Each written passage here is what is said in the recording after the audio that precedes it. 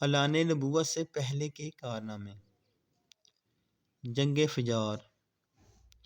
اسلام سے پہلے عربوں میں لڑائیوں کا ایک طویل سلسلہ جاری تھا۔ انہی لڑائیوں میں سے ایک مشہور لڑائی جنگ فجار کے نام سے مشہور ہے۔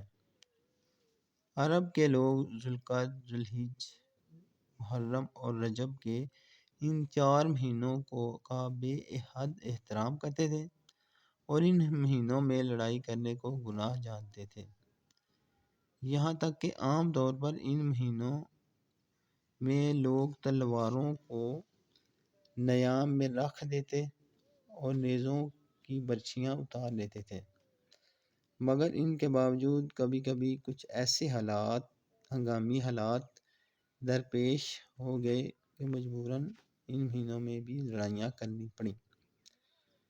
تو ان لڑائیوں کو اہل عرب حروب فجار یعنی گناہ کی لڑائیاں کہتے تھے۔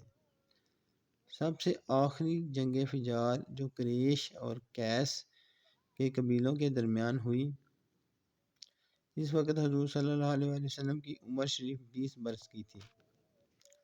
چنانچہ قریش اس جنگ میں حق پر تھے، اس لیے ابو طالب وغیرہ اپنے چچاؤں کے ساتھ آپ نے بھی اس جنگ میں شرکت فرمائی،